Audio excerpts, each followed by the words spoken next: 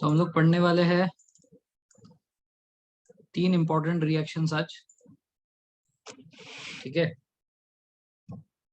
हमने अब तक ऑलरेडी 4 पढ़े हैं। पहले हमने कॉम्बिनेशन पढ़ा है,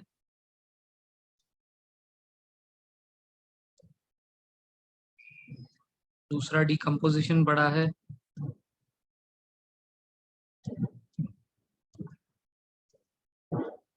फिर हमने तीसरा डिस्प्लेसमेंट पढ़ा है,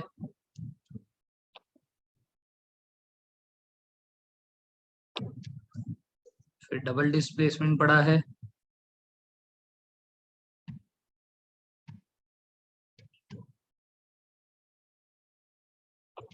है ना। We have seen so far this 4 types of combination, decomposition, displacement and double displacement. अब इसमें से बताओ कि एंडोथर्मिक कौन सा होता है। Which among the following is endothermic?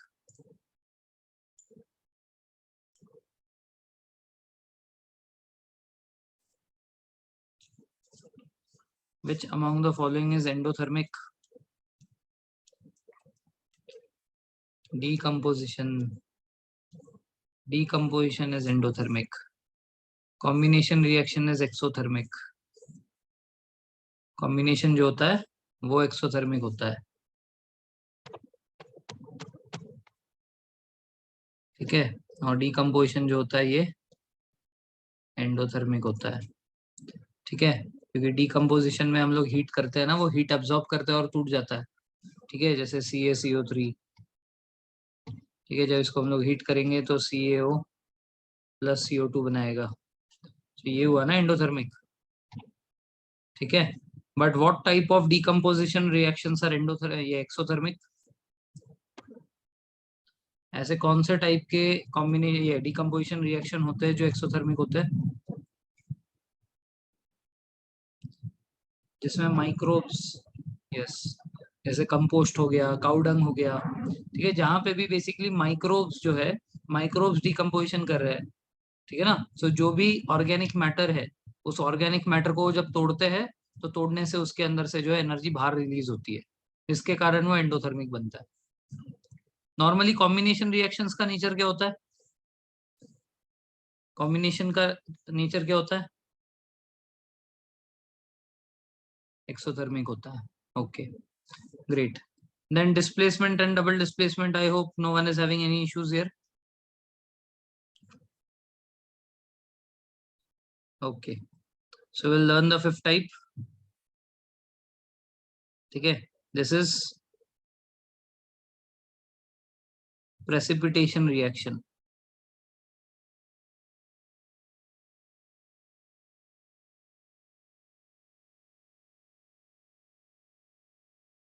Precipitation reaction सुना है? इसमें क्या होगा? We are going to have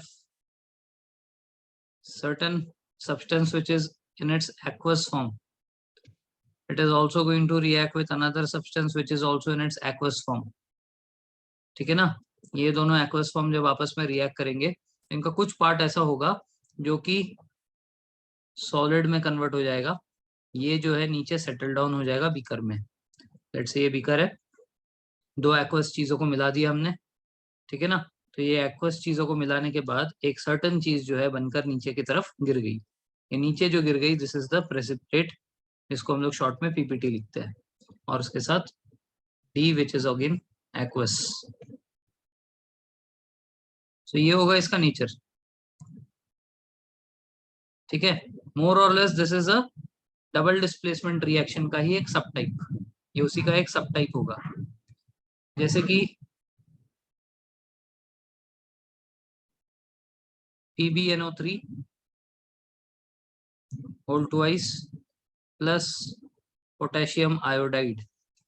ठीक है, PbNO3 whole twice plus potassium iodide gives us PbI2 plus KNO3। तो ये जो लेड आयोडाइड बना है यहाँ पे, ठीक है, ये सारे एक्वस है। ठीक है, all this are aqueous. Aqueous का क्या मतलब है?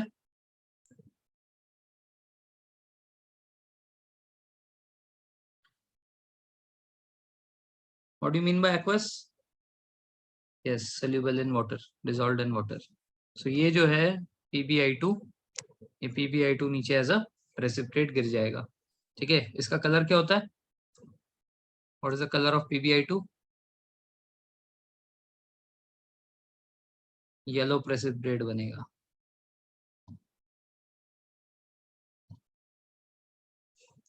ठीक है, सो ये जो PbI2 है, this is going to form a yellow precipitate. So question क्या आएगा? Which of the following shows precipitate reaction. ठीक है ना। तो उसके बाद नीचे 4 ऑप्शंस होंगे, पूरे कंप्लीट रिएक्शंस लिखे होंगे, आपको पहचानना है कि इसमें से प्रेसिपिटेशन किसका हो रहा है। ठीक है ना। अगर नीचे उसका सॉलिड स्टेट दिया हुआ है, मतलब उसका जो है फिजिकल स्टेट दिया हुआ है, एक्वस है या सॉलिड है या गैस है, तो फिर तो बहुत आसान है। ठीक है ना, 3 एक्वस के बीच में एक सॉलिड ढूंढना है, बस दैट्स इट। ठीक है ना। तो आपको पता हो कि ये प्रेसिपिटेशन रिएक्शन है या नहीं है, आप इजिली पहचान जाओगे। एक सॉलिड दिखेगा, you will be understanding that कि यही अपना प्रेसिपिटेट रिएक्शन है। बट अगर ऐसा नहीं हुआ, ठीक है ना, तो फिर आपको जो है ये रिएक्शन याद रखना पड़ जाएगा। ठीक है ना। तो यहाँ पे है लेड नाइट्रेट, लेड नाइट्रेट के साथ पोटेशियम आयोडाइड, तो यहाँ पे बना PbI2 that is lead iodide, और KNO3 that is potassium nitrate. ठीक है ना। सो ये रिएक्शन याद रखना पड़ जाएगा इन दिस केस। ये एक हो गया। उसके बाद सोडियम से रिलेटेड ऐसे दो है, Na2CO3 plus calcium chloride gives us calcium carbonate plus sodium chloride.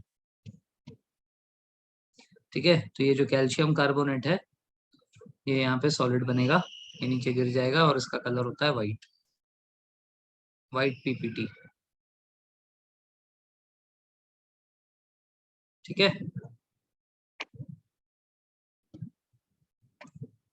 बाकी सारे एक्वस है, सिर्फ CaCO3 सॉलिड है। इसके बाद Na2SO4, यस कलर इंपॉर्टेंट है। Na2SO4 प्लस BaCl2, ठीक है, Na2SO4 plus BaCl2 gives us NaCl plus BaSO4। Order change कर देता हूँ, हम लोग सॉलिड पहले लिख रहे हैं जनरली। BaSO4 plus NaCl। ठीक है, ये नीचे प्रेसिपिटेट बनेगा, this is also white precipitate.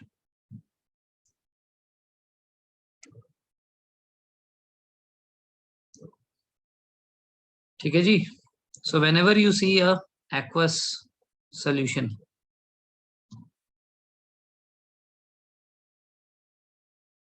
ठीक है, एंड दो एक्वस रिएक्ट करके एक सॉलिड बन रहा है यहाँ पे, और फिर से एक्वस, तो समझ जाओ ये प्रेसिपिटेशन रिएक्शन हो रहा है।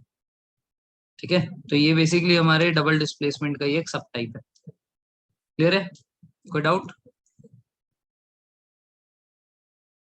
ओके।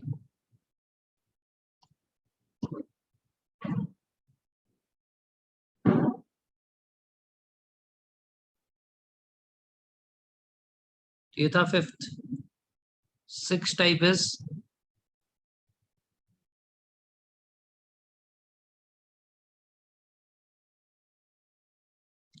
Combustion reaction.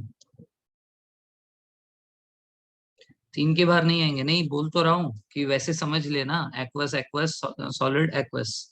ठीक है, this will be the state. होंगे तो ऐसे बहुत सारे रिएक्शंस होंगे। ये 3 वैसे हमारे एनसीईआरटी के। ठीक है, ये जो 3 रिएक्शंस मैंने लिखा है, ये 3 अपने एनसीईआरटी के रिएक्शंस है। ठीक है,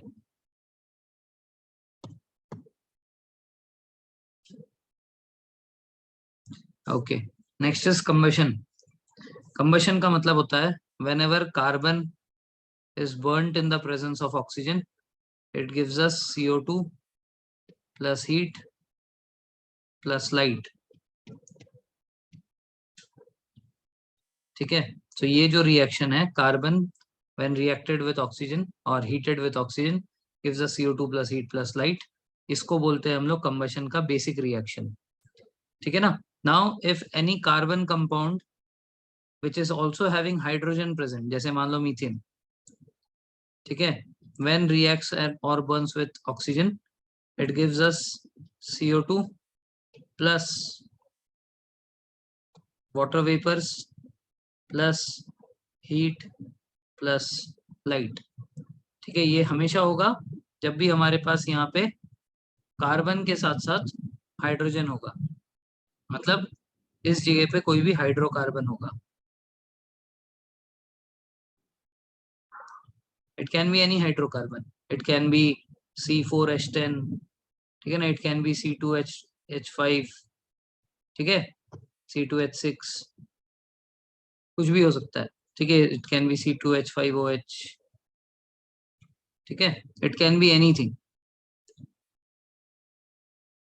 सो कोई भी अगर यहाँ पे हाइड्रोकार्बन है, उसको हम लोग अगर जला रहे ऑक्सीजन के साथ, सर ये वही, हाँ हाँ राइट, ठीक है, कोई भी हाइड्रोकार्बन है उसको अगर हम लोग जला रहे हैं ऑक्सीजन के साथ, तो ये हमें कार्बन डाइऑक्साइड और H2O के फ्लेम्स, मतलब H2O का गैसियस स्टेट मतलब vapours plus heat plus light. अब देखो इस पे क्वेश्चन आता है फ्लेम्स के ऊपर, ठीक है, इसके ऊपर क्वेश्चन आएगा फ्लेम्स के ऊपर। तो जो पहला वाला रिएक्शन लिखा था जिसमें सिर्फ कार्बन और ऑक्सीजन था, इसमें फ्लेम नहीं होगा, there will be no flame in this. Why? Because इसमें जो है यहाँ पे हमारे पास H2O के वेपर्स थे, यहाँ पे हमारे पास H2O के वेपर्स नहीं थे। तो इसको थोड़ा प्रैक्टिकली समझो। जब हम लोग कोयला जलाते हैं, कोयला जो है काला सा रहता है, हम लोग कोयला जलाते हैं, तो कोयला जो है ये प्योर फॉर्म ऑफ कार्बन होता है, दिस इज कार्बन, ठीक है। वैसे इसके अंदर भी हल्की फुल्की इंप्योरिटीज होती है, आपने पढ़ा होगा ना, पीट कोल, बिटुमिनियस कोल, ठीक है ना, anthracite coal, must have studied in lower classes, पीट, बिटुमिनियस, एंथ्रासाइट, पढ़ा ऐसा कुछ? ओके। तो इसका जो पीट कोल जो होता है, जो पीट कोल होता है वो 60% कार्बन होता है, 40% इम्प्योरिटीज होती है। बिटुमिनियस कोल जो है थोड़ा सा स्लाइटली बेटर रहता है, 70 से 80% कार्बन रहता है। एंथ्रासाइट कोल जो है वो सबसे अच्छा रहता है, मोर देन 85% कार्बन रहता है, ठीक है ना। इसका मतलब कोई भी 100% नहीं है ना, तो 100% नहीं है तो क्या है, इसके अंदर कुछ इम्प्योरिटीज है, वो इम्प्योरिटीज में कुछ भी हो सकता है, it can be anything which is associated with that. अब जनरली ये कोल कहाँ मिलता है? जमीन के अंदर दबा हुआ मिलता है, तो इसके साथ कोई हाइड्रोजन या कोई ऐसे गैसियस स्टेट ही होता है, कोई इम्प्योरिटी गैसियस फॉर्म में होता है। इसीलिए at the start when you burn the coal you will see some flame, ठीक है, स्टार्टिंग में जो है थोड़ा सा फ्लेम दिखेगा, बट ये फ्लेम जो है 5-10 मिनट के बाद बंद हो जाएगा, ठीक है। इनफैक्ट 5-10 मिनट भी ज्यादा हो गया, 2-3 मिनट से ज्यादा नहीं रहेगा, ठीक है ना। तो 2-3 मिनट के लिए फ्लेम रहेगा, इन दैट फ्लेम उसके अंदर की जो इम्प्योरिटीज है वो सारी जल गई, उसके बाद इसके पीछे बचा सिर्फ कार्बन। अब ये जब कार्बन जलेगा, सो इसके साथ सिर्फ हीट और लाइट होगी, तो it will just become red hot, ठीक है। Now it is not having any kind of flame. On the other hand, if I take wax, wax is nothing but a hydrocarbon. So wax लिया हमने, इसको जलाया, तो क्या हुआ, यहाँ से ये जो H2O के वेपर्स थे, ये H2O के वेपर्स उड़े, ये जो वेपर है उसी के ऊपर जो है आग की लपटें आती है, इसी के ऊपर हमें फ्लेम दिखाई देता है, ठीक है ना। सो यहाँ पे ये समझो कि अगर हमारे पास कार्बन के साथ हाइड्रोजन भी है, CH कोई भी फॉर्म है, यहाँ पे XX कर रहा हूँ, CH का कोई भी फॉर्म है, इसमें फ्लेम आएगा जब उसको जलाओगे तो, ठीक है, फ्लेम विल बी देयर। अगर सिर्फ C है, उसको जलाओगे तो फ्लेम नहीं आएगा। क्या ये बात क्लियर है? ओके। अब अगर फ्लेम है, now if there is flame, तो इट इज कंफर्म कि ये हाइड्रोकार्बन है। Now this hydrocarbon is of two types, ठीक है ना, this hydrocarbon is of two types, ठीक है, एक है सैचुरेटेड, ठीक है, और दूसरा है अनसैचुरेटेड।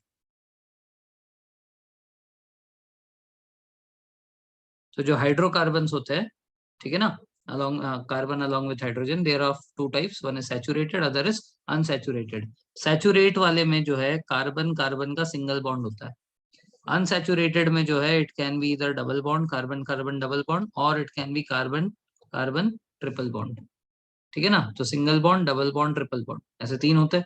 तो जो सैचुरेटेड है it is having single bond, जो अनसैचुरेटेड है it is having double bond और ट्रिपल बॉन्ड। तो अब समझो इसमें जब सैचुरेटेड वाला जलता है, व्हेन सैचुरेटेड बर्न्स, ठीक है, when saturated hydrocarbon Burns, it Burns with blue flame.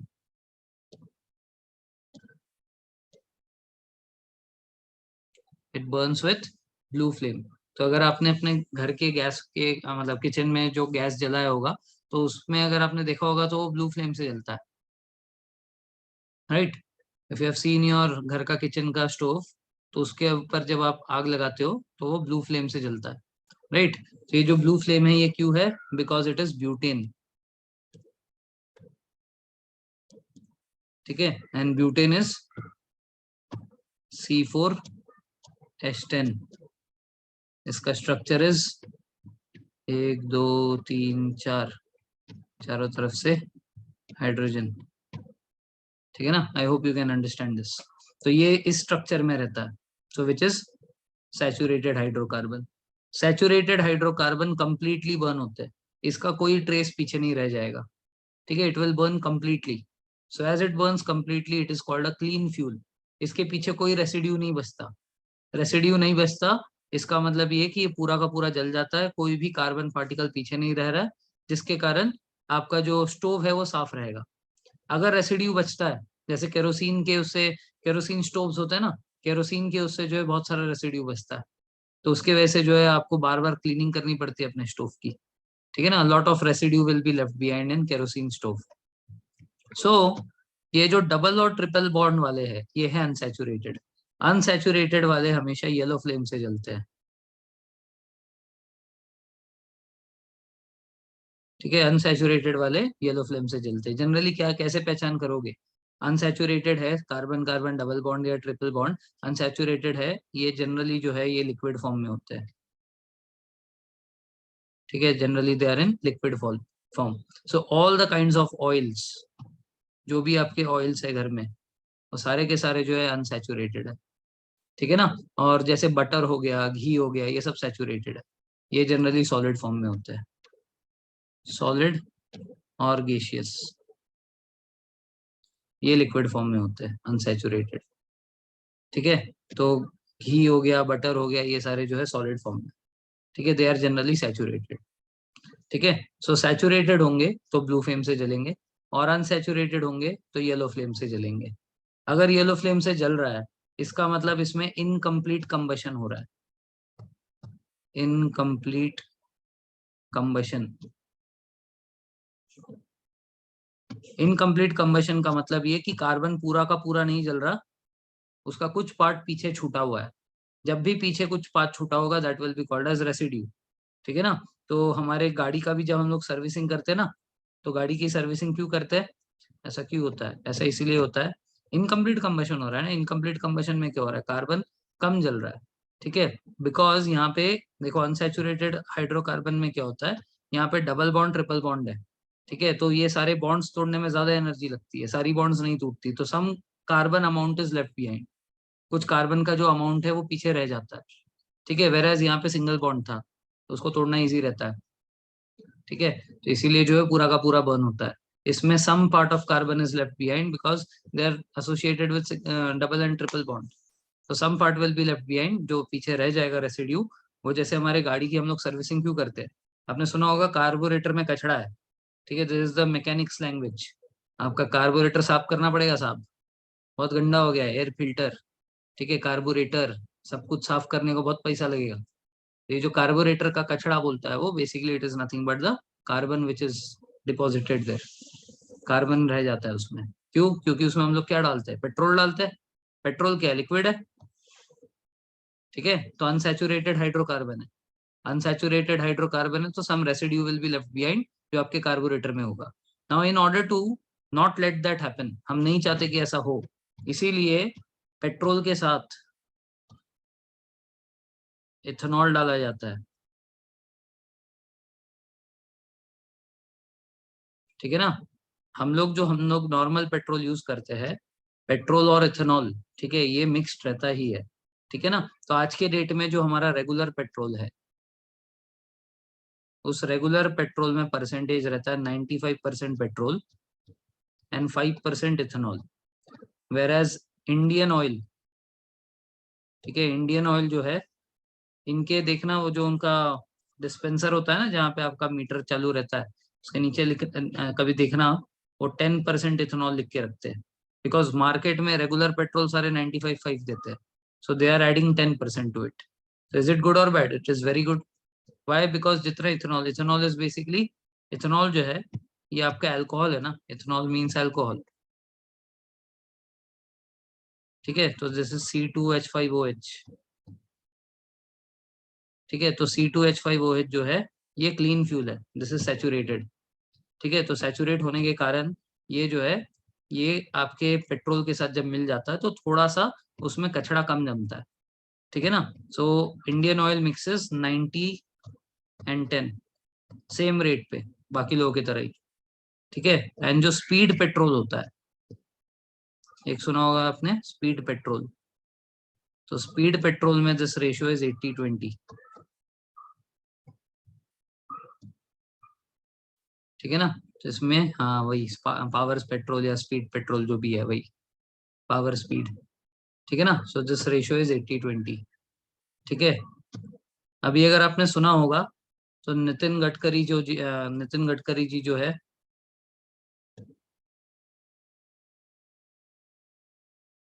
हमारे ट्रांसपोर्ट मिनिस्टर, उन्होंने कुछ दिन पहले अनाउंसमेंट किया था कि दे आर मेकिंग हाइब्रिड, ठीक है, हाइब्रिड वर्जन। तो ये हाइब्रिड वर्जन ऐसा रहेगा कि इसकी जो इंजन होगी, इस इंजन में या तो 100% पेट्रोल डलेगा या तो 100% इथेनॉल डलेगा, ठीक है ना। तो ऑब्वियसली बात है 100% पेट्रोल हमें डालना ही नहीं है, हम लोग 100% इथेनॉल डालेंगे, वो ऐसी इंजन बना रहे। तो इससे पेट्रोल की नीड ही खत्म हो जाएगी। ये जो इथेनॉल है, ये इथेनॉल बेसिकली क्या है, अल्कोहल है ना। तो अल्कोहल कैसे बनता है, फर्मेंटेशन से। So fermentation of what, sugar cane, sugar cane के फर्मेंटेशन से। तो शुगर केन क्या है, ये एक रिन्यूएबल रिसोर्स है, तो इसको हम लोग बार बार रिन्यू कर सकते हैं। तो इससे क्या है कि 60 रुपए में 1 लीटर पेट्रोल आएगा, ठीक है, 60 rupees 1 litre of petrol, plus ethanol के वजह से जो है ये क्लीन फ्यूल होगा, तो इसके वजह से हमारा पोल्यूशन भी नहीं होगा। So now they are trying to make this thing happen. ऐसा उन्होंने कहा कि 1.5 साल के अंदर अंदर वो बना देंगे ऐसा। और इसके लिए एक मिशन स्टार्ट हुआ है इंडिया में, इसको बोलते हैं E100। So E100 was launched in Pune itself. ये जो है 2020 में मोदी जी लॉन्च कर गए थे,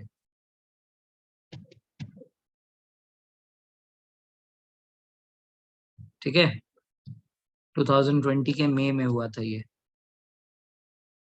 सो E100 is ethanol 100. So the plant has been inaugurated in Pune in 2020. Let's see how much time it takes. ठीक है, खैर मुद्दे पे आते हैं वापस। So what we have learned here, we have learned कि कंबशन रिएक्शन होता है। इस कंबशन रिएक्शन के अंदर हम कार्बन को ऑक्सीजन के प्रेजेंस में हीट करते हैं, जलाते हैं।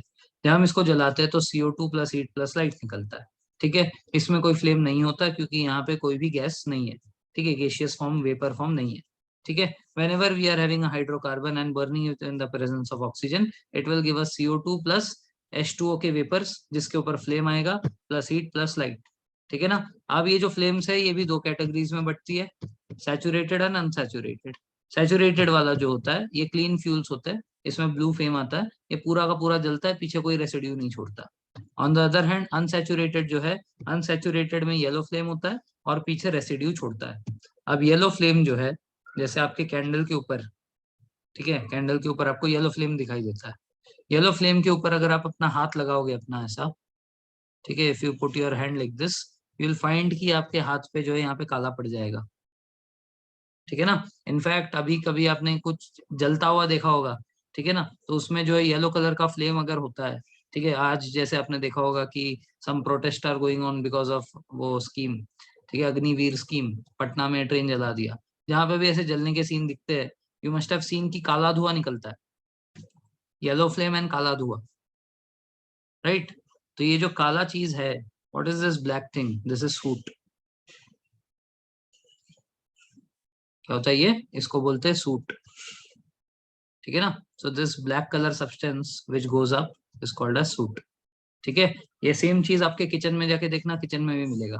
क्यों? क्योंकि हम लोग खाना जो तलते हैं, खाना जो बनाते हैं, तो कोई भी चीज फ्राई करते वक्त जो ऑयल होता है हमारा, चाहे वो सनफ्लावर हो, जेमिनी हो, ठीक है, it can be your olive oil also, but it is basically oil.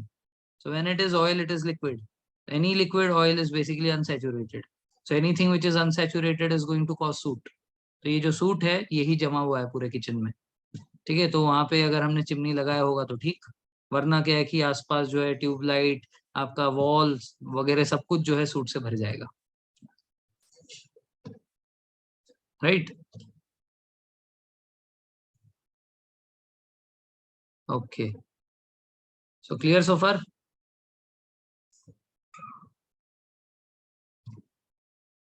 Okay, so flames किस में? Will see flame in what?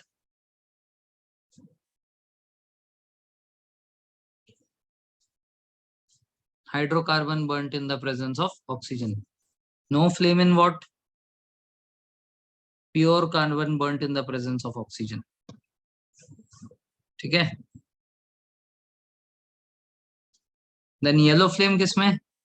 Saturated और unsaturated? Unsaturated. Okay, okay. And blue flame किसमें? सैचुरेटेड। Okay, great. चलिए आगे बढ़ते हैं। Last type of reaction, redox. ठीक है? सो रेडॉक्स एक्चुअल में दो चीजों से बना है। एक है रिडक्शन, दूसरा है ऑक्सीडेशन। ठीक है? Oxidation, reduction. So basically oxidation reduction के कई सारे वो है, क्या बोलते हैं, डेफिनेशंस है। तो जो सिंपल वाला है वो है, oxidation is basically addition of oxygen और removal of hydrogen. Oxygen add करो, हाइड्रोजन रिमूव करो। इसका एग्जैक्ट ऑपोजिट रिडक्शन में होगा, addition of hydrogen and removal of oxygen. ठीक है ना? तो पहला तो क्या है कि addition of oxygen, removal of hydrogen, और रिडक्शन का है कि addition of hydrogen, removal of oxygen. ठीक है? अब लेट्स से कोई रिएक्शन है जिसमें ना तो ऑक्सीजन दिख रहा है ना तो हाइड्रोजन दिख रहा है, ऑक्सीजन हाइड्रोजन दोनों मिसिंग है। ऐसे हो ही सकता है, बिल्कुल हो सकता है। जैसे अभी हमने NaCO3 देखा था, ठीक है, रिएक्ट विद BaCl2 देखा, तो ऑक्सीजन हाइड्रोजन कहीं नहीं है। ठीक है ना? तो ऐसे टाइप के रिएक्शंस में क्या करें? ऐसे टाइप के रिएक्शंस में नेचर समझो। ऑक्सीडेशन में एडिशन ऑफ ऑक्सीजन था। ऑक्सीजन कैसा होता है? कैटायन होता है, अनायन होता है? बेटा कैटायन और अनायन?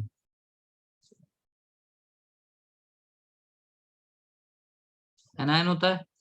Okay, okay, great. और हाइड्रोजन?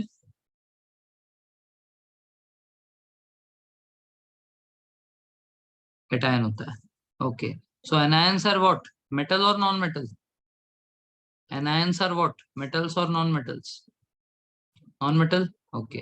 That means अगर मेरे पास ऑक्सीजन नहीं है बट मेरे को दिख रहा है कि उसमें मेटल्स एंड नॉन मेटल्स है, so I can say that addition of non metallic substance, ठीक है, और रिमूवल ऑफ मेटालिक सब्सटेंस। ठीक है? Addition of non metallic substance और removal of metallic substance. On the other hand reduction में इसका exact उल्टा। ठीक है? क्योंकि देखो हाइड्रोजन जैसा नेचर किसका होता है? मेटल्स का होता है। सो इसीलिए addition of metallic substance and removal of non metallic substance. ठीक है? तो ये हो गए बेसिक डेफिनेशंस इसके। इसके अलावा भी एक और डेफिनेशन है, ऑक्सीडेशन इज लूजिंग इलेक्ट्रॉन। ठीक है? Whereas reduction is gaining electron. ठीक है? तो इसका एग्जाम्पल में हम लोग देखते हैं। Fe3+ है, ठीक है, Fe2+ हो गया। इसने इलेक्ट्रॉन लूज किया या गेन किया? फेरिक से फेरस बन गया, ठीक है, Fe3+ से Fe2+ बन गया, फेरिक से फेरस बन गया। डिड इट लूज और गेन? गेन किया रे बाबा,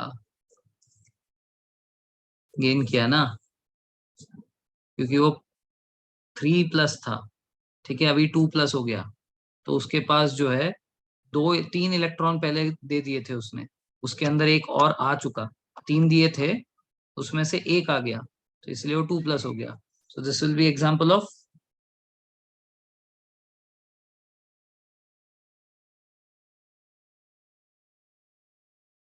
रिडक्शन। और इसी का उल्टा होता तो, अभी अगर मैं इसका उल्टा लिखूं, Fe2+ से Fe3+ बन गया, so this will be oxidation,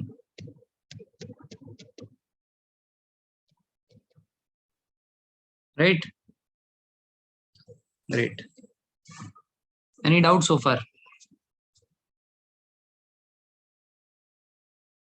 Okay.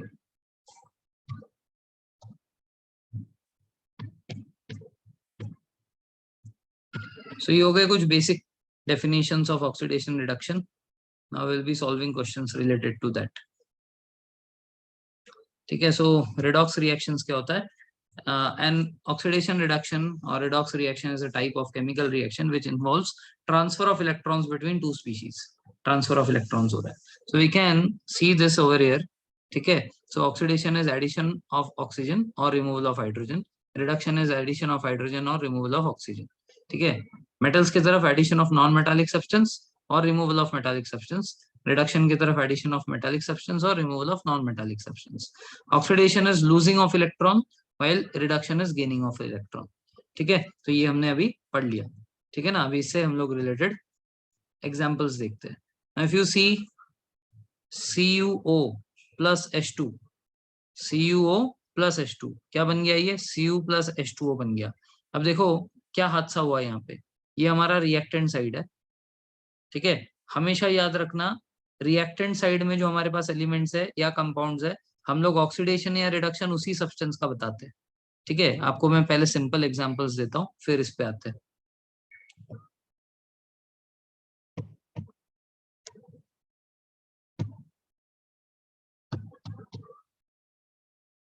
जैसे मान लो हमारे पास है CuO plus Na, ठीक है, CuO plus Na. So as we know, sodium is more reactive. It will take the oxygen and it will become Na2O and Cu will be left अनाथ. Cu यहाँ पे अनाथ हो जाएगा. तो अब अगर हमें पूछा कि इसमें ऑक्सीडेशन किसका हुआ, रिडक्शन किसका हुआ, तो हम लोग चेक कैसे करेंगे? ऑक्सीडेशन किसका, रिडक्शन किसका, इसको चेक कैसे करते हैं? प्रोडक्ट साइड में किसी का भी नाम नहीं लेंगे. ऑक्सीडेशन किसका हुआ, Na2O या Cu, किसी का नाम नहीं आएगा, ये साइड से नाम नहीं आता, नाम हमेशा रिएक्टेंट साइड से आता है. तो कौन ऑक्सीडाइज हुआ, कौन रिड्यूस हुआ? तो ध्यान दो, यहाँ पे सोडियम के साथ क्या हादसा हुआ है? सोडियम के ऊपर ऑक्सीजन ऐड हो गया है, राइट ना।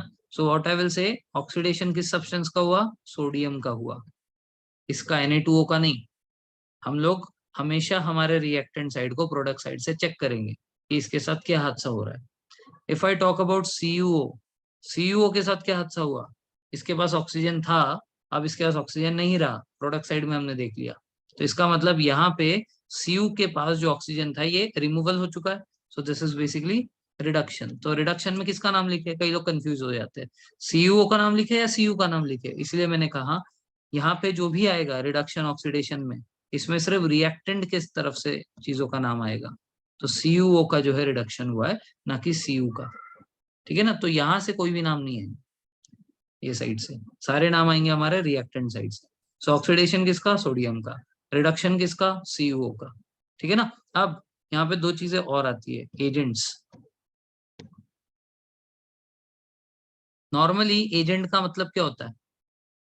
आपने ट्रांसपोर्ट एजेंट देखा होगा, जो कि आपके रेलवे टिकट्स है ना, एयर टिकट्स या कैब बुकिंग वगैरह ये सब करके देते हैं, ये लोग को एजेंट्स बोलते हैं, है ना. So what is the meaning of agent? Who helps you to do something, who helps to achieve something, ठीक है ना, कुछ हेल्प करते हैं तो उसको बोलते हैं एजेंट, ठीक है। तो यहाँ पे भी एजेंट वही है। यहाँ पे ऑक्सीडाइज जो हुआ है वो कौन है? सोडियम है। लेकिन इसको ऑक्सीडाइज करने में हेल्प किसने किया? अब देखो, सोडियम को CuO ने अगर अपना ऑक्सीजन नहीं दिया था, अगर हम लोग CO की बात करें, CuO ने अपना ऑक्सीजन सोडियम को नहीं दिया होता, क्या ये ऑक्सीडाइज हो पाता? नहीं। इसका मतलब सोडियम को ऑक्सीडाइज होने में हेल्प किसने किया? CuO ने किया। इसका मतलब ऑक्सीडाइजिंग एजेंट कौन? CuO, ठीक है ना। सिमिलरली रिड्यूस कौन हुआ? रिड्यूस यहाँ पे हुआ है CuO, ठीक है। इसको रिड्यूस होने में हेल्प किसने किया? अगर सोडियम ने ऑक्सीजन नहीं लिया होता इसके पास, if sodium did not take the oxygen towards itself, क्या ये रिड्यूस हो पाता? नहीं। इसका मतलब रिड्यूसिंग एजेंट कौन है? सोडियम। समझ में आ रही बात? तो हमेशा देखो ये ऑपोजिट कनेक्शन होता है। जो चीज ऑक्सीडाइज हो रही है वही रिड्यूसिंग एजेंट भी होता है, जो चीज रिड्यूस हो रही है वही ऑक्सीडाइजिंग एजेंट भी होता है, ठीक है ना। तो आपको सिर्फ दो चीजें अपने आप से फाइंड करने हैं, कौन ऑक्सीडाइज हुआ कौन रिड्यूस हुआ। बाकी दोनों जो है उसमें उल्टा कर दो, जो ऑक्सीडाइज हुआ वो रिड्यूसिंग एजेंट, जो रिड्यूस हुआ वो oxidising agent, simple. So all the names are going to come from the left hand side only, reactant side. Product side से किसी का नाम नहीं होगा। क्या ये बात समझ में आएगी सबको?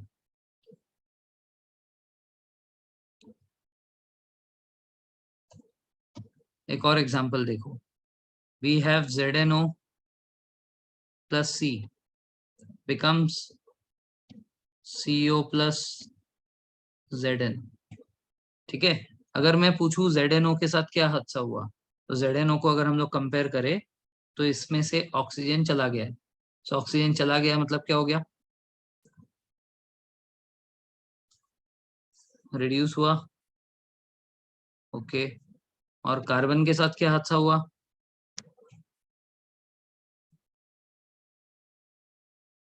ऑक्सीडाइज हुआ, ओके। सो सब्सटेंस ऑक्सीडाइज्ड कौन? कार्बन। सब्सटेंस रिड्यूस्ड कौन? ZnO, ठीक है ना। सब्सटेंस ऑक्सीडाइज्ड कौन? कार्बन। सब्सटेंस रिड्यूस्ड कौन? ZnO।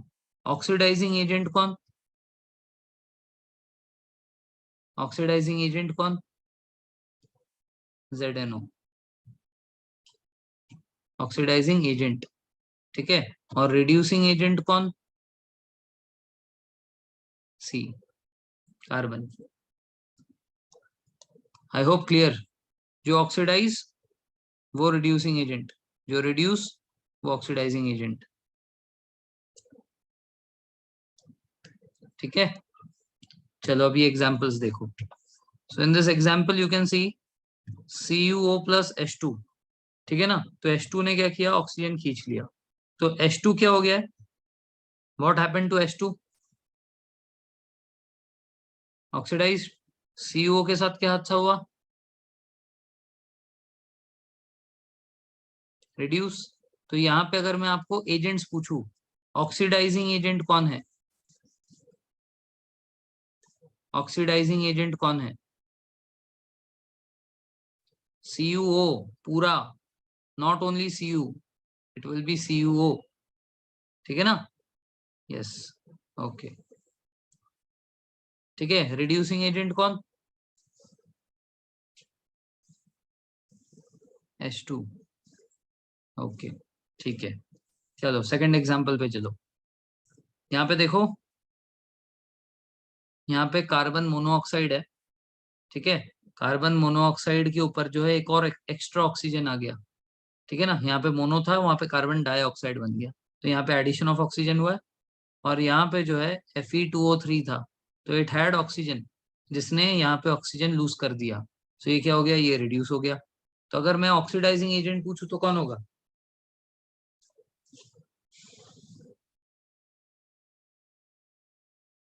Yes, good. और रिड्यूसिंग एजेंट?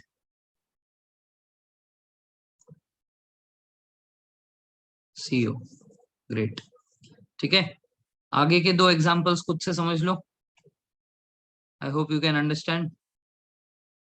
Fe3O4, इसका जो है ऑक्सीजन चला गया, Fe बन गया ये, तो इसका क्या हो गया, रिडक्शन हो गया।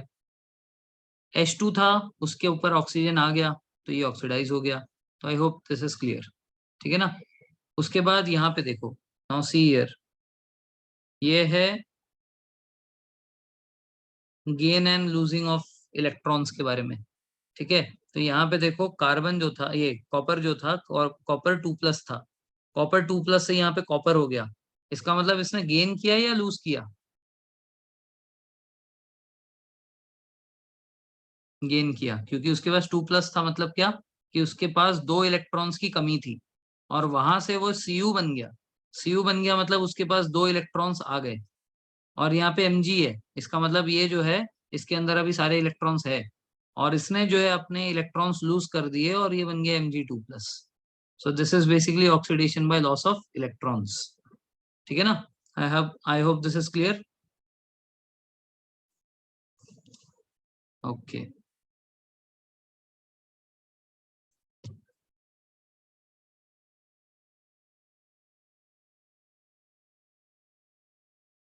Great.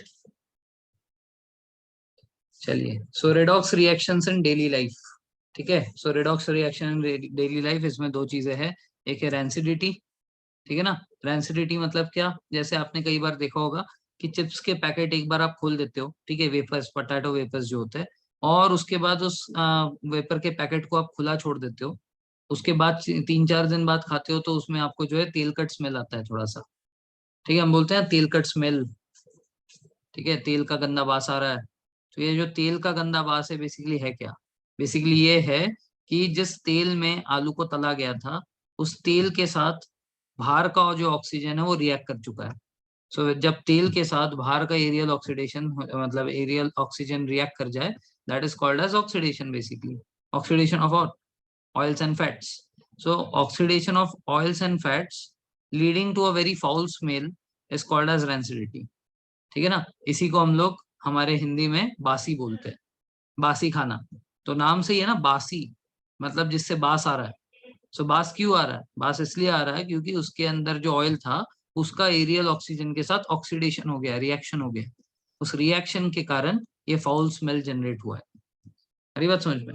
So condition produced by aerial oxidation, aerial oxidation मतलब एयर में ऑक्सीजन था, वो जो है वो अनसैचुरेटेड फैट, अनसैचुरेटेड फैट मतलब ऑयल्स, ऑयल के साथ रिएक्ट कर गया, ठीक है, प्रेजेंट इन फूड और other products, mark by unpleasant odour और फ्लेवर, ठीक है, तो खराब स्मेल जो है वो आने लग गया उससे, that is called as rancidity. Clear है।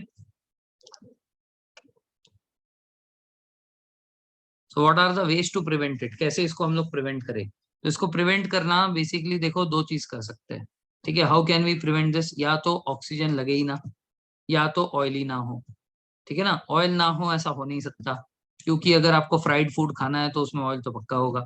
तो फर्स्ट ऑप्शन तो, मतलब सेकंड ऑप्शन तो हो नहीं सकता कि ऑयल ही ना हो। अब अगर ऑयल है, तो दूसरा ऑप्शन है कि इसको हमें किसी तरह से ऑक्सीजन से बचा कर रखना। तो ऑक्सीजन से बचाने के ऑप्शंस क्या है, पहला ऑक्सीजन, पहला ऑप्शन है कि हम लोग एयर टाइट कंटेनर में रख दे, जिसके अंदर हवा ना जा पाए, हवा नहीं जाएगा तो ऑक्सीजन नहीं जाएगा, ऑक्सीजन नहीं जाएगा तो अंदर की चीज पे ऑक्सीडेशन नहीं हो पाएगा, ठीक है ना। वैसे देखो, 100% तो डेटॉल भी कोई चीज को साफ नहीं करता ना, वो भी कीटाणु 99.99% ही मारता है। तो जो भी हम लोग लॉक एंड लॉक के डब्बे देखते हैं, जो भी एयर टाइट कंटेनर देखते हैं, उसमें 99% जो है वो ऑक्सीजन को रोकता है, ठीक है ना, थोड़ा बहुत तो उसके अंदर भी जाता है। इसीलिए ऐसा हमारे अगर ऐसा हो गया, चलो प्रैक्टिकली दिस इज डन, कि ऐसा किसी ने कोई डब्बा बनाया जो कि 100% एयर को रोक के रख रहा है, ठीक है ना, अंदर वैक्यूम ही क्रिएट हो गया, ठीक है, 100% वैक्यूम है अंदर, उस अंदर थोड़ा सा भी ऑक्सीजन नहीं जा रहा, इन दैट केस तो फिर उसके अंदर आप खाने को रखकर अपने बच्चे को भी खिला सकते हो, कि देखो बेटा, पापा ने या मम्मी ने बनाया था अपने जवानी में, ठीक है, इतने साल तक भी कुछ नहीं हुआ है, ठीक है, दैट कैन हैपन सर्टेनली, ठीक है। बट ऐसा पॉसिबल है क्या, आज के डेट में हमारे जो एयरटाइट कंटेनर्स है उसमें आप पैक करके रख दो, और आप लोग की एज क्या है अभी, अभी 17 के आसपास होंगे, तो और 10 साल मान लो, 10 साल में शादी होगी और एक आध साल में और बच्चा होगा, तो मतलब 11 साल, तो 11 साल तक रख सकते हो, नहीं रख सकते, क्यों, क्योंकि थोड़ा थोड़ा थोड़ा थोड़ा ऑक्सीजन तो जा ही रहा होगा, हाँ 1 महीना 1.5 महीना शायद रख सकते हो। ऑक्सीडाइज्ड ऑयल कंज्यूम करने से हार्म है, यस बिल्कुल हार्म है, ठीक है। It can lead to cancer also, ठीक है। कुछ स्टमक कैंसर, या अगर कैंसर तो बहुत दूर की चीज हो गई, अल्सर वगैरह हो सकता है। अल्सर मतलब पेट के अंदर जख्म, ठीक है, इंटेस्टाइन के अंदर जख्म, ठीक है। तो एक्सटर्नल चोट लगती है तो ठीक हो जाता है, इंटरनल चोट लगती है तो बहुत दिक्कत होता है, उसको अल्सर बोलते हैं, ठीक है। तो इट इज नॉट गुड, ठीक है ना, it is poisonous in fact. Okay, so तो first thing, air tight containers में हम लोग पैक करके उसको एरियल ऑक्सीडेशन से बचा सकते हैं। हाउएवर ये 99.99% काम करता है, थोड़ा बहुत तो इसमें भी दिक्कत है ही। ये हो गया पहला। दूसरा है कि कल मेरे को थोड़ी हवा खानी थी, तो मैंने लेस का पैकेट खरीद लिया, तो उसके अंदर मेरे को थोड़ा सा चिप्स भी मिल गया हवा के साथ साथ। तो वो जो हवा रहता है, वो कौन सा हवा रहता है?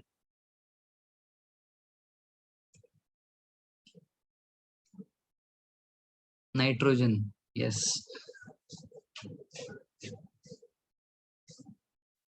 यस।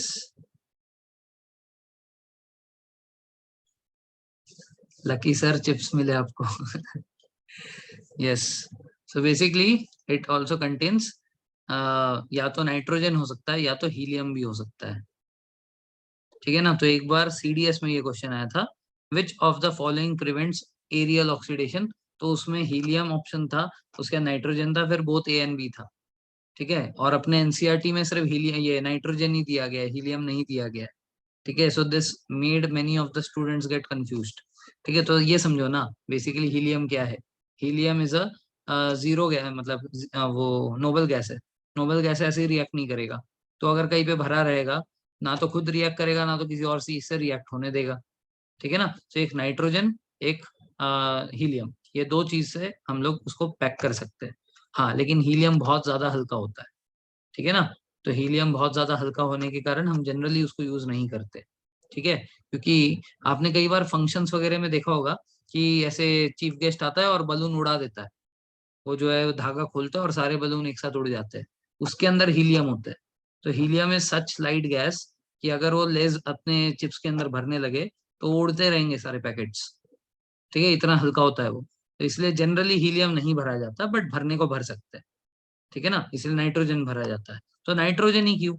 क्योंकि अगर आप रिएक्टिविटी सी, ये क्या बोलते हैं, पीरियोडिक टेबल देखोगे, so carbon, nitrogen, then oxygen. So oxygen का मास है 16 यू, एंड नाइट्रोजन का is 14 u. So as compare to oxygen, nitrogen का मास कम है। तो ये जगह अगर जगह ऑक्युपाई कर रहा है, वहां पे ऑक्सीजन नहीं जा पाएगा। If nitrogen is occupying space, then उसके बाद जो भारी सब्सटेंस है वो उधर कैसे आएगा? हल्के वाले ने जगह खा रखा है, ठीक है ना। तो इसीलिए हम लोग जस्ट उससे जस्ट पहले वाला लेते हैं। हीलियम लेने को तो फिर ले ही सकते हैं, हीलियम का तो काफी हल्का होता है, तो ऑक्सीजन उसको रिप्लेस कर ही नहीं सकता, ठीक है ना। बट वो उड़ जाएगा, इतना हल्का होता है, पैकेट उड़ेंगे ऊपर, ठीक है। So that is why we generally do not use, we do nitrogen flushing, ठीक है। तो नाइट्रोजन पैकेजिंग करते हैं इससे, क्लियर है। तो दो तो हो गए, एयरटाइट कंटेनर हो गया, और दूसरा जो है ये नाइट्रोजन या हीलियम वाला हो गया। थर्ड, अब यहाँ से जो है, यहाँ से हम क्या कर रहे हैं, हम पूरे तरह से ऑक्सीडेशन को रोक नहीं रहे, ठीक है। ऑक्सीडेशन हो रहा है, बहुत स्लो हो रहा है। अब देखो, एयर के जो मॉलिक्यूल्स है वो कंटिन्यूअसली मूवमेंट करते रहते हैं, पिछले चैप्टर में पढ़ा था, गैस पार्टिकल्स कंटिन्यूअसली मूव। तो गैस पार्टिकल कैसे मूव करते हैं? Due to what? Why do they move? Kinetic energy. Kinetic energy depends on temperature. तो इसका मतलब अगर मैं कोई सब्सटेंस को फ्रिज में रखता हूँ जहां पे टेम्परेचर बहुत लो रहेगा, तो वहां पे ये जो मूवमेंट ऑफ गैसेस है बहुत स्लो हो जाएगा।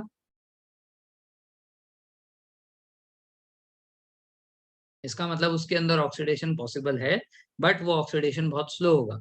अगर आप उसको फ्रिज में ना रखकर टेबल पे रख देते, तो खाना जो है 3-4 घंटे में खराब हो जाता, ऑक्सीडाइज हो जाता। उसी चीज को फ्रिज में रखोगे तो हो सकता है 2-3 दिन तक खराब ना हो।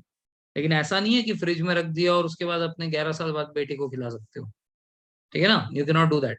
वाई? बिकॉज 2-3 दिन के बाद उसके अंदर ऑक्सीडेशन हो चुका होगा। वहां पे सिर्फ स्पीड स्लो हुई थी ऑक्सीजन की, पूरे तरह से ऑक्सीजन गायब नहीं हो गया था फ्रिज से, ठीक है। फ्रिज के अंदर ऑक्सीजन है, बट वहां पे उसका मूवमेंट बहुत स्लो है टेम्परेचर कम होने के कारण, जिसके कारण वहां पे ऑक्सीडेशन रेट बहुत स्लो होता है, इसलिए 2-3 दिन तक चीजें फ्रेश रहती है।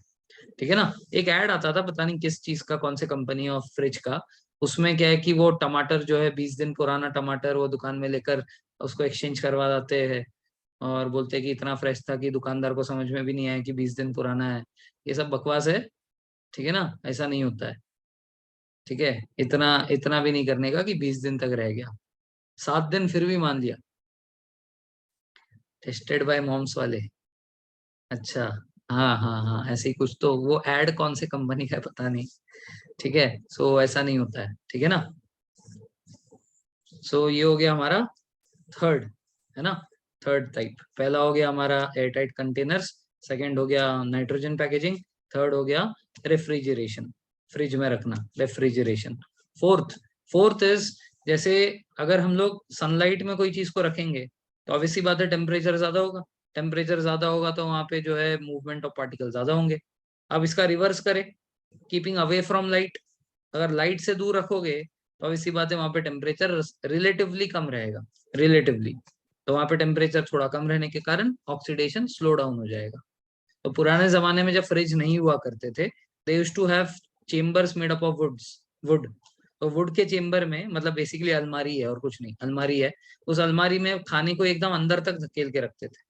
ठीक है ना, तो काफी चौड़ा अलमारी बनाते थे वो, ये सब 3D में मानो, काफी चौड़ा है ये। ठीक है, तो इसमें ऐसे रैक्स लगे होते थे और खाने को एकदम अंदर तक पुश कर देते थे यहाँ तक। ठीक है, और इसमें दरवाजा होता था, तो दरवाजा खोल के एकदम अंदर से जो है खाना निकाला जाता था।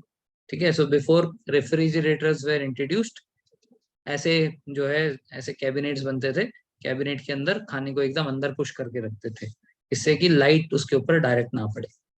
ठीक है ना, मेरे गांव में अब भी ऐसे ही होता है।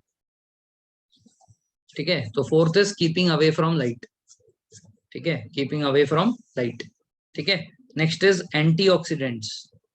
एंटीऑक्सीडेंट्स बेसिकली प्रिजर्वेटिव्स, इसको हम लोग सिंपल भाषा में प्रिजर्वेटिव कहते हैं। ठीक है, एक BHT और एक BHA। ठीक है, butylated hydroxyl toluene, butylated हाइड्रोक्सिन anisole.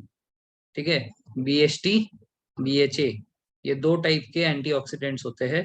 ठीक है, butylated hydroxyl anisole, butylated hydroxyl toluene, ये दो है, BHA BHT।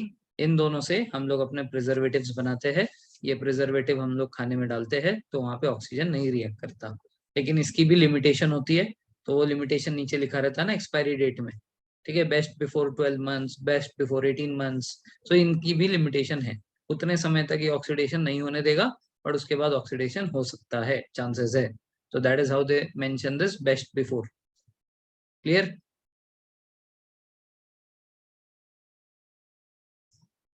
Okay, next is corrosion. ठीक है, सो कोरोजन जो है, corrosion is basically slow and gradual process of eating up of metal. ठीक है, slow and gradual process of eating up of metal. ठीक है, सो corrosion is a natural process that converts a refined metal into more chemically stable forms such as oxide, hydroxide or sulfide. It is gradual destruction of materials, usually a metal, by chemical or electrochemical reaction with the environment. तो environment में अलग अलग gases होते हैं, carbon dioxide होता है, oxygen होता है।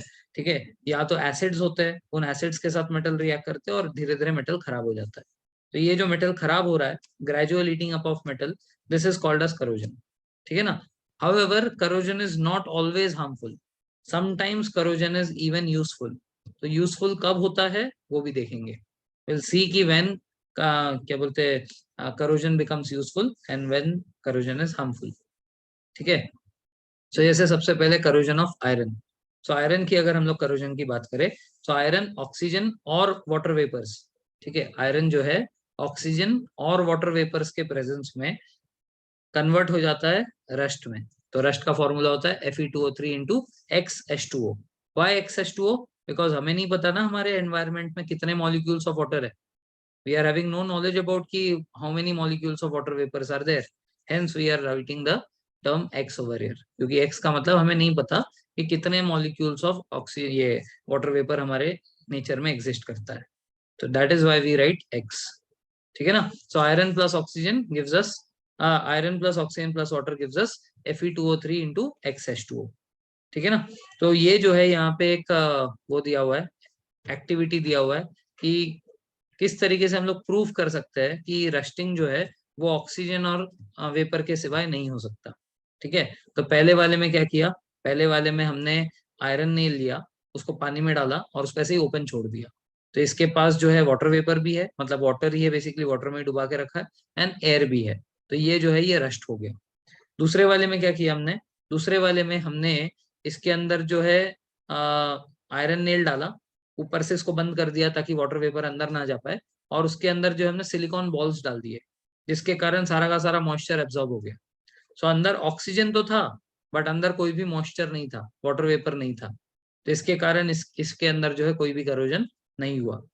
तीसरा वाला जो है, तीसरे वाले में क्या किया हमने, बॉइल्ड वाटर डाला, तो बॉइल्ड वाटर मतलब उसके अंदर पानी तो है, लेकिन बॉइल्ड वाटर में ऑक्सीजन लेवल बहुत कम होता है, ठीक है ना। Oxygen level in boiled water और hot water is very very low, और ऊपर से हमने कॉर्क भी लगा दिया, तो ऊपर से भी ऑक्सीजन अंदर नहीं जा पाया, तो इसमें जो है ऑक्सीजन नहीं है, इसमें जो है वाटर या मॉइस्चर नहीं है। पहले वाले में सब कुछ था तो उसमें करोजन हो गया, बाकी दोनों में करोजन नहीं हुआ क्योंकि दोनों में से एक एक फैक्टर हमने गायब कर दिया। तीसरे वाले में जो है एयर प्लस सॉल्ट सोल्यूशन, ठीक है, सॉल्ट डाल दिया उसमें, तो सॉल्ट से जो है रस्टिंग जो है स्पीड अप हो गई, और स्पीड अप होती, यहाँ पे 4 सिचुएशन दिए ना, और स्पीड अप होती है अगर मैं सॉल्ट के बदले इसमें जो है ये एसिड डाल देता तो, ठीक है, इसके अंदर मैं अगर नींबू पानी डाल देता या इसके अंदर HCl डाल देता तो ये करोजन का रेट और फास्ट हो जाता, ठीक है ना। सो यहाँ पे हमें क्या समझ में आ रहा है, समझ में ये आ रहा है कि रस्टिंग मिनिमम होने के लिए हमें 3 चीजें चाहिए, एक तो आयरन खुद चाहिए, आयरन के अंदर रस्टिंग हो रहा है तो ऑक्सीजन चाहिए और वाटर चाहिए।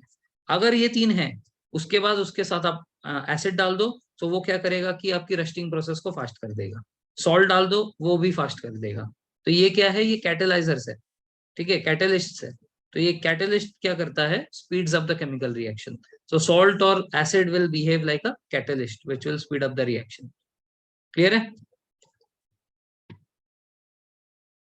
ओके, ओके, ठीक है। Next is corrosion of copper. तो जो कॉपर है इसके अंदर करोजन कैसे होता है, पहले तो कॉपर चाहिए, उसके बाद कार्बन डाइऑक्साइड चाहिए, ऑक्सीजन भी चाहिए, और वाटर चाहिए लिक्विड फॉर्म में, एक मॉलिक्यूल ऑफ लिक्विड फॉर्म में वाटर भी चल जाएगा। यहाँ पे गैसियस नहीं चाहिए, यहाँ पे गैसियस चाहिए था, ठीक है ना। In the corrosion of iron वहां पे गैसियस चाहिए था, यहाँ पे वाटर जो है इसके लिक्विड फॉर्म में चाहिए, ठीक है। तो कार्बन डाइऑक्साइड, गैस, ये ऑक्सीजन और H2O, ठीक है। So carbon dioxide, oxygen and H2O, ये तीनों के प्रेजेंस में अगर कॉपर रहेगा तो कॉपर ऐसा रिएक्ट करेगा, CuCO3 dot CuOH whole twice, या तो इंटू CuOH होल ट्वाइस, ठीक है। तो इसमें CuOH होल ट्वाइस जो है ये बेसिकली क्या है, ये मेटल हाइड्रोक्साइड है। Metal oxides and hydroxides are basic in nature, ये हम लोग एसिड बेसिस एंड सॉल्ट्स में देखेंगे, ठीक है। मेटल ऑक्साइड्स और metal hydroxides are basic in nature, ठीक है। और पहला वाला जो पार्ट है ये क्या है, कॉपर कार्बोनेट है, तो इसीलिए इसका नाम क्या है, basic copper carbonate. Basic because इसके अंदर कॉपर का ऑक्साइड फॉर्म है, CuOH होल ट्वाइस है, और पहला वाला जो पार्ट है CuCO3 दैट इज कार्बोनेट, ठीक है ना। तो basic copper carbonate which is green in colour, ठीक है ना। तो जैसे यहाँ पे आपको ये दिख रहा है कि ये पूरा ग्रीन हो रखा है, but there are some parts where you can see actual original colour of copper, ठीक है ना, ओरिजिनल कलर आपको कहीं कहीं पे दिख रहा होगा, ठीक है। सो ड्यू टू करोजन वो बाकी पूरा जो है उसका ग्रीन हो चुका है।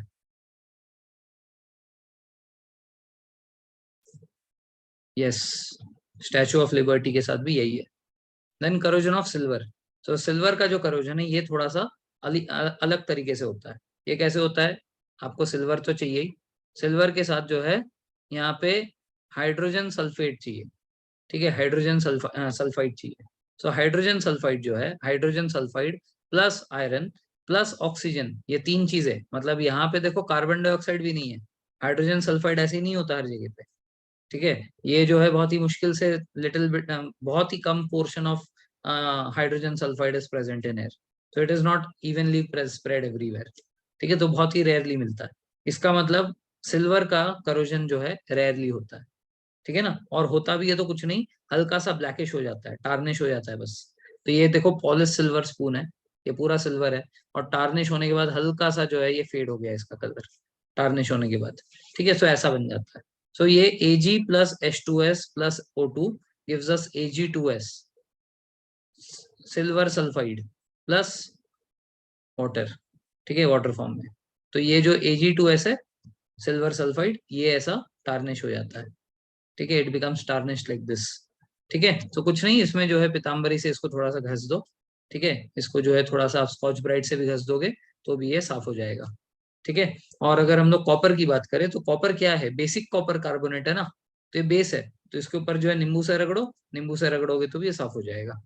ठीक है ना, इसका मतलब अगर हम तीनों को कंपेयर करें, आयरन, कॉपर और सिल्वर, तो कॉपर और सिल्वर का जो करोजन है ये ज्यादा कोई अपने को पेनफुल नहीं है। बट जो रस्टिंग हो रहा है, ठीक है, करोजन ऑफ आयरन से जो रस्टिंग हो रहा है, इससे मेटल खराब हो जाता है। ठीक है ना, धीरे धीरे वीक हो जाता है, फिर वहां से टूट जाता है। तो बेसिकली हमें जो है आयरन की रस्टिंग रोकनी है। कॉपर से भी ज्यादा दिक्कत नहीं है, सिल्वर से भी ज्यादा दिक्कत नहीं है। हरी बात समझ में?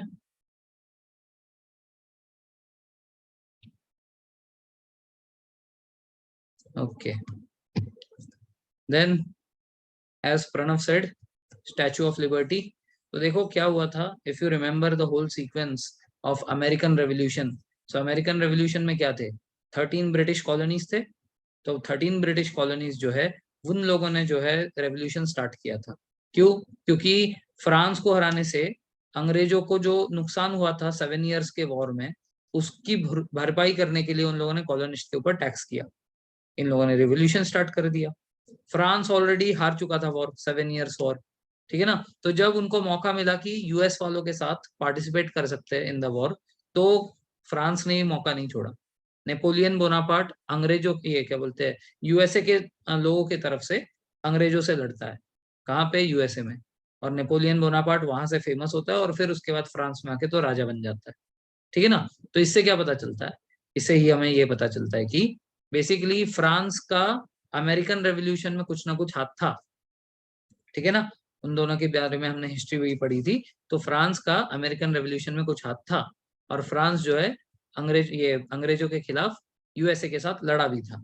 सो व्हेन 100 ईयर्स ऑफ वो गॉट कंप्लीटेड, क्या बोलते हैं, 100 years of independence got completed. 1776 में जो है इंडिपेंडेंस मिला था यूएसए को, 1776 में।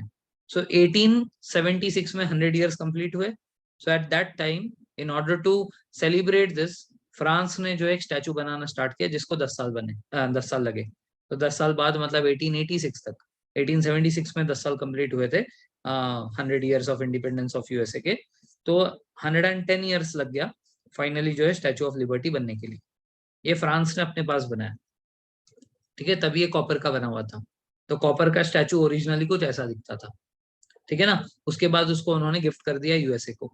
तो यूएसए में जब गया वो 28 अक्टूबर 1886, उसके बाद से वो यूएसए में न्यूयॉर्क में है। ठीक है ना, सो न्यूयॉर्क में जो आज हम लोग स्टैचू ऑफ लिबर्टी देखते हैं, वो एक समय ऐसा दिखता था। So over the period of time copper के ऊपर रस्टिंग हुई, और रस्टिंग होकर ऐसा है। अब 2021 से इसकी रस्ट को साफ करने का प्रक्रिया चल रहा है। ठीक है, the rust which is accumulated, इसको साफ करने वाले। साफ करेंगे तो ये ओरिजिनल जैसा दिखेगा। फिर और टूरिस्ट आएंगे, अरे क्या बात है, उसको साफ करने के बाद कैसा दिखता है, देखने चलते हैं। तो उसका टूरिज्म बढ़ेगा। ठीक है ना, फिर कुछ समय के बाद फिर से करोजन हो जाएगा, फिर और टूरिज्म बढ़ेगा, अरे वाह, फिर से वो करोड़ हो गया, चलो देखते हैं। ठीक है ना, फिर ऐसे सफाई करेंगे, बिजनेस है ना, मस्त। This is business. ठीक है, क्लियर है ये?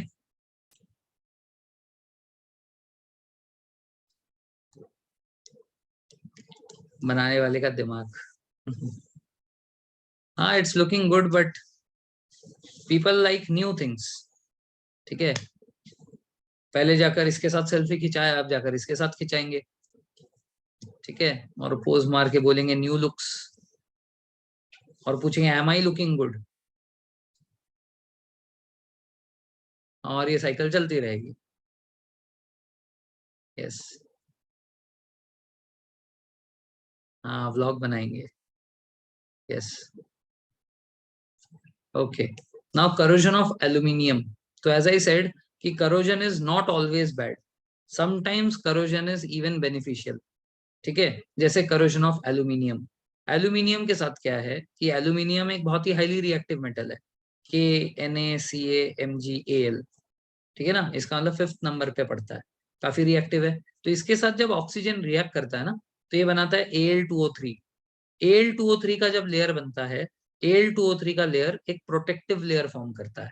It forms a very protective layer. As it forms a protective layer, इसके बाद ये जो एल्यूमिनियम का शीट है ना, ये कभी खराब नहीं होता, क्योंकि इसके ऊपर और कोई रिएक्शन ही नहीं होता है। एक बार एल्यूमिनियम के ऊपर ऑक्सीजन चढ़ गया, Al2O3 बन गया, then it prevents from any further kind of reaction. So because of which this Al2O3 acts like a, क्या बोलते हैं, protective layer over it, protective layer over aluminium. तो दैट इज वाई ये जो एल्यूमिनियम के साथ Al2O3 बनाया है यहाँ पे, इसको बोलते हैं anodising. What is it called? Anodising. Now why is it called as anodising, इसको समझो। देखो, नॉर्मली हमने उस दिन पढ़ा था इलेक्ट्रोलाइसिस में कि यहाँ पे एनोड होता है, यहाँ पे कैथोड होता है ना। तो कैथोड जो है, इससे हाइड्रोजन उड़ा था, H+ बना था ये कैथोड, क्योंकि नेगेटिवली चार्ज्ड है, इस पे हाइड्रोजन बना था, इसके अंदर इलेक्ट्रॉन आ गया और ये हाइड्रोजन बनकर उड़ गया, इफ यू रिमेम्बर।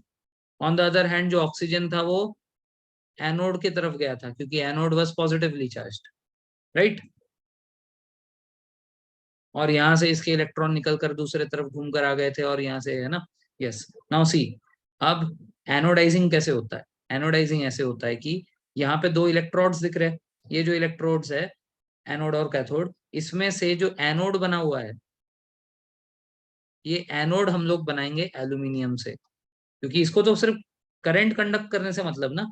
तो एल्यूमिनियम भी रखूंगा यहाँ पे, ठीक है। एनोड का जो ये इलेक्ट्रोड है, इसको अगर मैं एल्यूमिनियम का भी बनाऊंगा, तो करंट तो इसमें से पास हो ही सकता है, तो मेरा काम हो जाएगा।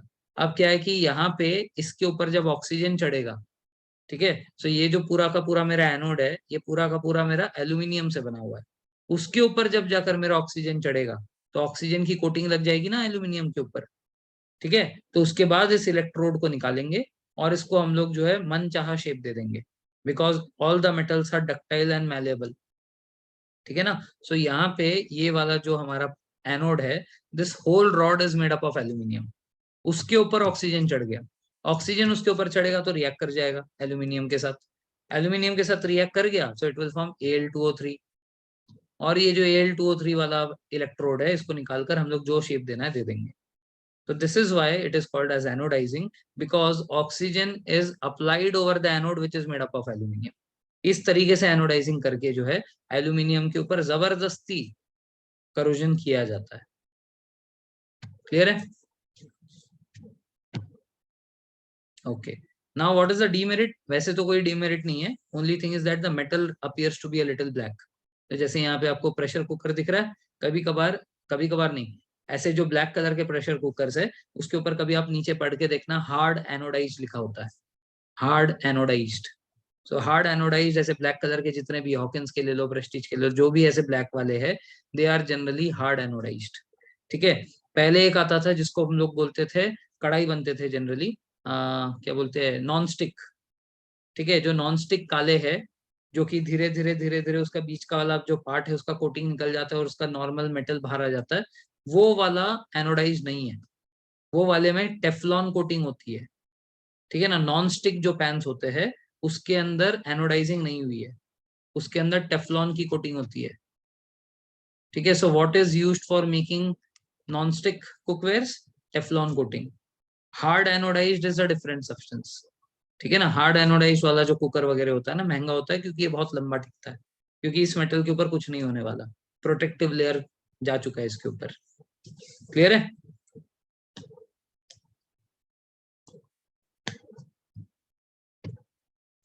How to prevent corrosion of metal? पहला तो है painting, painting and greasing and oiling, ये तो पढ़ा होगा आपने। गैल्वनाइजिंग, जिंक का कोटिंग लगा देंगे उसके ऊपर, ठीक है ना। आयरन के ऊपर जो है जिंक का कोटिंग लगा देंगे। नाउ आलू जरा फीके से, AlZnFe। नाउ एल्यूमिनियम टॉक्सिक होता है, एल्यूमिनियम टॉक्सिक क्यों होगा? Why will aluminium B toxic? हाँ, बोलते हैं कि एल्यूमिनियम के बर्तन पे जो है खाना पका कर नहीं खाना चाहिए, सुना तो मैंने भी है, लेकिन उसका रीजन नहीं पता।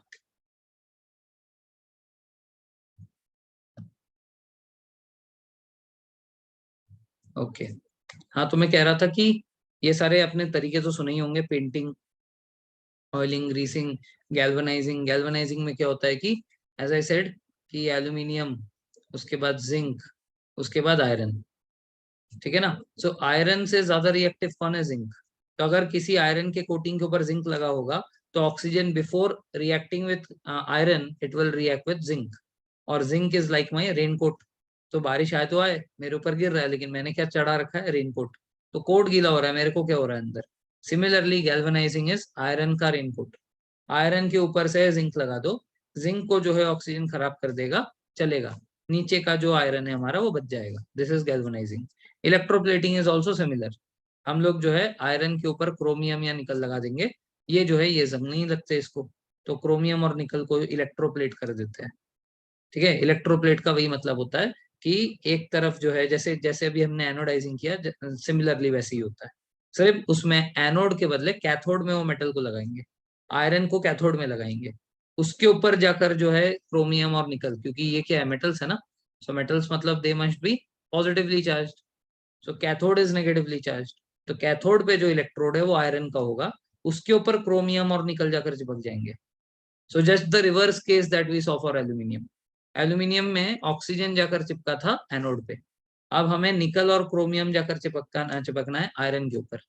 तो आयरन का इलेक्ट्रोड बनाओ, उसके ऊपर क्रोमियम निकल अपने आप जाकर चिपक जाएगा। ठीक है ना। तो यही हो रहा है यहाँ पे, this photo is showing that same thing. ठीक है। सो नेगेटिवली चार्ज जगह पे जो है हमारा आयरन है, यहाँ पे दिख रहा है की रखा हुआ है, इस की के ऊपर हम लोग जो है क्रोमियम या निकल चढ़ा रहे हैं। ठीक है, तो की किसका बना हुआ है? आयरन का, तो उसके ऊपर हम लोग क्रोमियम चढ़ा रहे हैं। क्लियर है? Okay,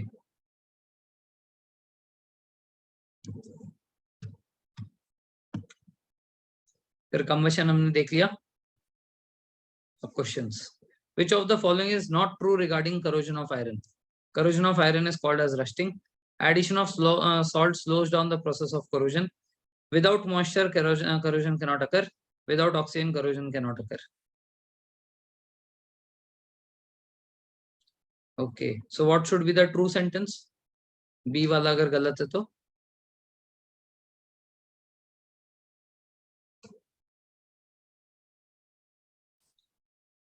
fastens. Okay, accelerates or fastens, speeds up. Okay, great. The green color, ये द होगा, ठीक है। The green color of Statue of Liberty in New York is due to, the green color of the Statue of Liberty in New York is due to corrosion of copper. Very good. ठीक है, so this is corrosion of copper. Which of the following is not a method of prevention of corrosion? Painting or greasing of metal, addition of layer of oxygen on aluminium, ठीक है, coating the metal with nitrogen, coating the metal with nickel or chromium. C. Great. ठीक है, rancidity can be prevented by flushing of nitrogen during packaging, ठीक है, flushing of helium during packaging, both A and B, none of above. Okay, C.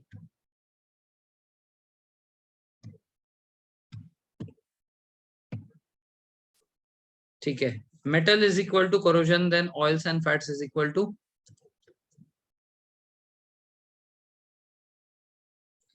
rancidity. Okay, corrosion is equal to eating of metal, rancidity is equal to